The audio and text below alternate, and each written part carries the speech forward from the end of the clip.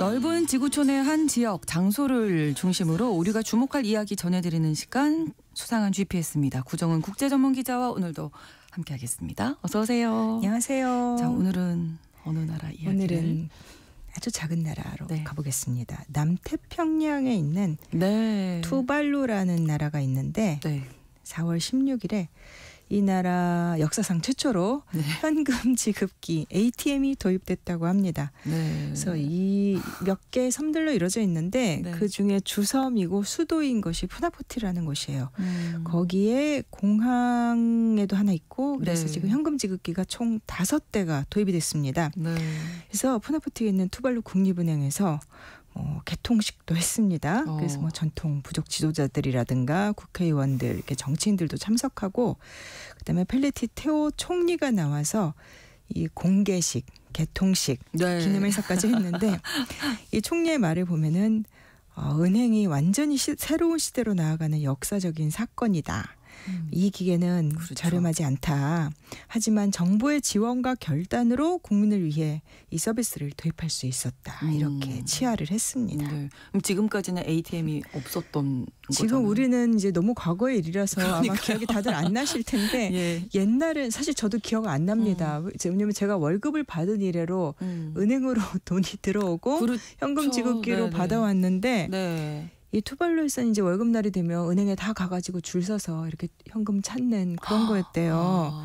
사실 아나운서님도 모르시잖아요. 저도 예. 근데 이제 기계가 도입된 것도 있고 현금 지급기도 쓸 수 있게 됐고 그 다음에 전자결제도 이제 할 수 있게 됐습니다. 네. 이 상점에서 쓰는 이 단말기 있잖아요. 네네네. 이것도 이번에 30대를 도입을 했다고 합니다. 큰 변화네요. 투발루로서는. 예, 나름 네네. 생활에서는 큰 변화겠죠. 예. 자, 투발루 더 궁금해지는데 어떤 나라인지. 남태평양에 있고 네. 9개의 작은 섬으로 이루어져 있어요. 근데 1978년에 영국으로부터 독립했고 네. 근데 면적이 25제곱킬로미터예요. 그러니까 세계에서 네 번째로 작은 나라인데 네. 1위는 바티칸, 바티칸이죠. 예, 네. 2위는 모나코, 3위가 나우루라는 섬나라가 있어요. 네. 전 사실 나우루를 가봤는데 투발루는 못 가봤지만 나중에 기회가 되면 나우루도 한번 네. 그럴 일이 있을지 모르겠지만 소개해드릴게요. 또 소개를. 네, 근데 네. 이 투발루라는 나라는 2022년 조사에서 인구가 1만 600명의 굉장히 작은 나라입니다. 이제 현금 지급기 왜 이제 하도록 하는지 아시겠죠? 그러네요. 10,000명밖에 안 되는. 그러니까 하와이와 호주의 중간쯤 한마디로 망망대해에 있는 이 하와이와 호주가 붙어 있는 것도 좋겠네요, 아니고, 근데. 그리고 근처에 이런 비슷한 나라들이 있어요. 아까 네. 말씀드린 나우루가 더 작고 네. 투발루가 그거보다 조금 크고 그다음에 뭐 솔로몬 제도 네. 또 역시 들어보실 일이 별로 없으셨겠지만 네. 바누아투, 뭐 팔라우, 키리바시 조금 들어본 나라는 네. 피지 이런 나라. 아, 피지요. 예. 예. 그래서 이 적도에 아주 가깝습니다. 그 남이 5도에서 10도에 걸쳐져 있고 섬이 9개라고 말씀드렸는데 이 암초 같은 섬 3개하고 환초, 이 산호초로 된 거 6개. 정말 작아요. 저도 예전에 구글 어스로 이렇게 위성 사진으로 봤는데 진짜 좀 작고 주민들은 대부분이 이 폴리네시아인이라고 통칭하잖아요. 태평양 섬들에 퍼져 있는 민족들. 그렇죠. 한 3,000년 전쯤에 이 폴리네시아인들이 태평양의 여러 섬들로 이제 확산을 하는데 그때부터 거주하기 시작한 걸로 보이고 네. 뭐 이 지역 사람들은 뭐 그 시절 이래로 이 카누 같은 거를 타고서 굉장히 먼 대양까지도 이제 항해를 했었고 네. 투발루 사람들은 그 중에서 이제 뭐 사모아 그다음에 통가 이런 데 먼저 갔던 사람들이 이 투발루라는 작은 섬으로까지 이주를 해간 것으로 추정을 하는데 근데 이제 유럽인들이 태평양 섬을 차지하기 오래전부터 이 지역에는 이런 사람들이 살고 있었던 거죠. 그러니까 1978년에 영국으로부터 독립을 했다고 하니까 유럽 열강들이 정말 이런 작은 섬까지도 다 지배를 했었네요. 정말 깨알같이. 그러니까 원래는 그 16세기에 스페인 탐험가가 제일 먼저 유럽인들 중에서 도달했다고 하는데 스페인인들은 좀 관심 없었던 것 같고 영국이 1819년에 이 투발루의 본섬인 푸나푸티를 앨리스 섬 이렇게 자기네들 마음대로 이름을 붙였습니다. 네. 그러면서 19세기 후반부터는 이제 식민 통치를 하면서 주변 사람들을 좀 묶어갖고 이 일대 섬들을 여러 개를 묶어서 영국이 한쪽은 몇 개의 섬들은 앨리스 제도, 또 몇 개의 섬들은 길버트 제도, 이런 영국식 이름으로 불렀대요. 근데 1974년에 이 영국령 섬들이 이제 주민 투표를 해가지고 독립하겠다. 그래서 이제 길버트 제도라고 불렸던 곳들은 키리바시라는 독립국가가 되고 이제 앨리스 제도로 불렸던 곳들은 투발루라는 두 개의 나라가 된 건데 완전히 독립한 거는 1978년인데 투발루는 이제 유엔에 가입한 건 좀 늦었습니다.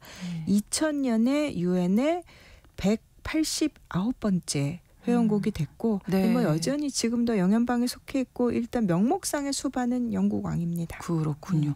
나라가 정말 작은데 어떤 경제 활동으로 먹고 사는지도 궁금하네요. 그게 제일 궁금하죠. 섬으로 둘러싸여 있으니까 아무래도 어업 많이 하겠죠. 예. 근데 이게 1인당 연간 그 실질 GDP 구매력 기준 국내 총생산이 2023년 자료 보니까 $5,800. 이게 명목도 아니고 실질 GDP가 이 정도면 사실 굉장히 좀 소득은 낮은 나라죠. 그렇죠. 그러니까 이게 나라가 그렇게 작고 그러니까 농지라고 하는 게 거의 없어요. 거의 없고 그래서 이게 참 식량은 주로 뭐 수입해서 먹고 그다음에 어업에 의존하는데 이 어업이라는 것도 자기 먹을 거 정도 이제 잡아서 먹는 거고 산업으로서의 어업이 아니고 그러니까 외국의 어선들한테 이제 뭐 한국이나 일본이나 세계 어선들 이제 어업 회사들한테 조업 허가권이라는 거를 이제 일종의 판매를 하는 거죠.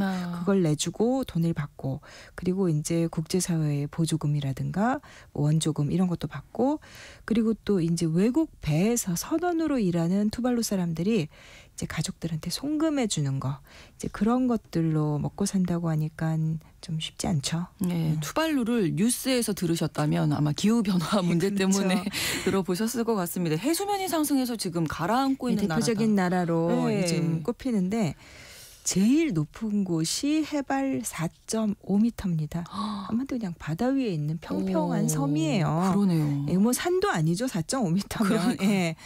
그래서 기후변화로 이제 해수면이 올라가면서 우리는 뭐 여러 가지 얘기를 하지만 이 나라는 진짜로 존망의 위기인 거예요. 그러네요. 이제 그런 섬나라들이 여러 개가 있기 때문에 그들이 만든 조직이 있습니다. 그러니까 군소 도서국가 연맹. 그러니까 말 그대로 작은 섬나라들의 연합인데 이제 39개 정도 나라가 들어가 있고 이게 1990년에 제2차 세계 기후 회의를 앞두고 결성된 조직입니다. 그러니까 뭐 해수면 올라가면은 이게 당장 뭐 나라 전체가 가라앉진 않아도 해안이 자꾸 침식돼서 어쨌든 집들이라든가 다 문제가 생기고 그다음에는 이 워낙에 낮은 땅들인데 이 염수 바닷물이 자꾸 계속해서 올라온대요. 이렇게 그 땅까지 전부 다 잡아먹고 막 이런 거. 그러니까 그런 기후변화에 따른 여러 가지 현상들이 있는데 특히 기후변화에 의한 해양의 변화에 너무나 취약한 거죠.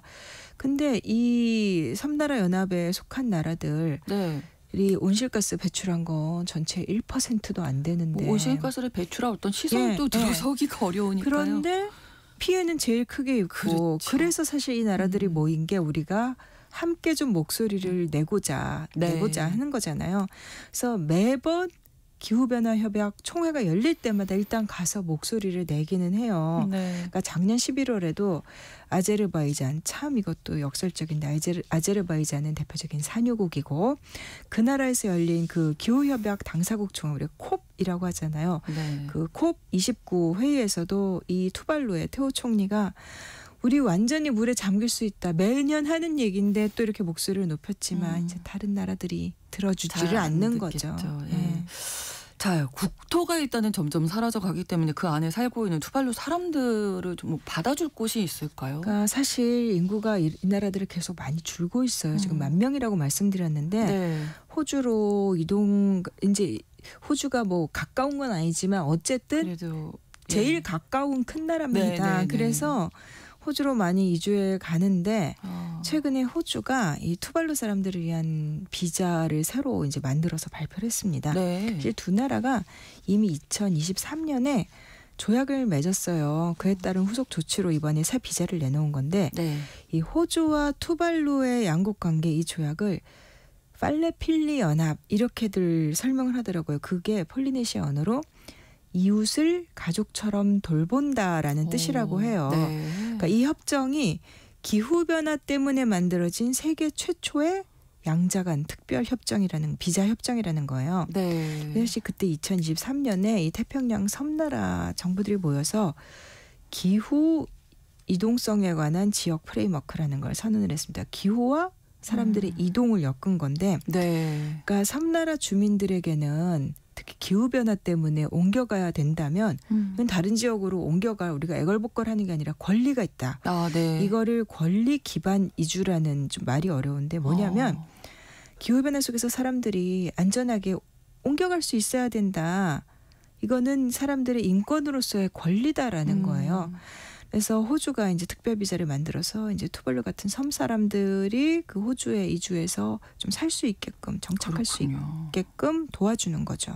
비슷한 처지의 그 주변에 다른 섬 네. 국가들 많잖아요. 네. 다 그럼 호주가 다 받아주는 건가요? 아직까지는 투발루가 유일한 그 특별 아. 비자 지금 체결한 상대입니다. 네네. 근데 그 전에도 뭐 나우루라든가 이런 데 섬나라 사람들이 많이 옮겨가기는 했는데 예전에는 흔한 노동이주 그냥 호주에 가서 뭐 저임금 노동자가 되는 이런 거였는데 네. 이번에는 공식 비자 협약을 맺은 거예요. 그래서 비자의 명칭이 서브 클래스 192. 그러면 하위 192번 하위 비자라는 건데 네. 원래 호주가 태평양 관여 비자라는 걸 두고 있었어요. 네. 그러니까 태평양 섬나라들을 위한 비자 제도를 운영하고 있는데 그 하위 카테고리에 하나를 만든 거예요.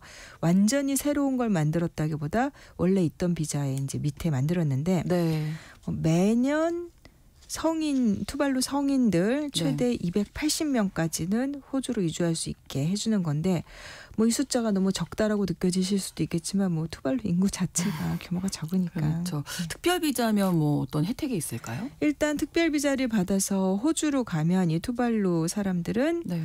예를 들면 교육 보조금이라든가 뭐 건강보험 또 장애보험 육아 보조금 청소년 수당 이런 것들은 호주 시민들과 비슷하게 어떤 그런 복지 혜택을 받고요. 네. 또 하나 중요한 게 투발루와 호주 사이를 마음대로 왔다 갔다 할 수 있게 돼요. 자기네 나라 안에 있는 것처럼. 네. 네.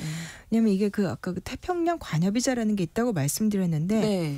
그거는 자유 이동을 할 수 있는 게 5년밖에 안 됐었고 또 그거를 이용하려면은 호주 안에 자기 일자리가 있어야만 됐어요. 근데 이번 특별 비자는 그런 제한이 없고 그리고 또 하나 눈길을 끄는 게 호주가 이번에 그 하위 비자를 만들면서 네. 투발루라는 양자 조약인데도 에 따라 만든 건데도 투발루라는 국가 이름을 명시하진 않았어요. 아마 앞으로 다른 섬나라들도 또 확대될 수 있다 그런 거를 염두에 준 조치로 보이는데 네. 뭐 그래도 또 자기 터전 떠나서 그럼요. 남의 나라가 사는 게 뭐 쉽지는 않겠죠. 그렇습니다. 근데 사실상 어떻게 보면 이 특별 비자에 의하면 뭐 호주 국민이 되는 거나 다름없다. 뭐 그렇게 보일 수도 있는데 예. 일단 나라가 가라앉아 가니까 일단 떠날 수밖에 없는. 떠나고 싶은 사람은 떠날 수 있어야 된다라는 게 기본 전제인데 근데 이 사람들이 뭐 문화적인 정체성이라든가 역사라든가 이런 것까지 다 사라지길 바라는 게 아니잖아요. 그렇죠. 어쩔 수 없이 떠나는 거지. 자기네 이 사람들도 자기네 나라를 지키고 싶어 해요. 그래서 이제 재작년에 투발루가 호주랑 조약 체결할 때도 제일 강조했던 게 네. 우리는 영구적으로 국가 지위를 유지한다라는 거였어요. 그러니까 자칫 잘못하다가는 외부에는 투발루 사람들 자기네 나라 닫고선 다 이주해 가는 거 아니야?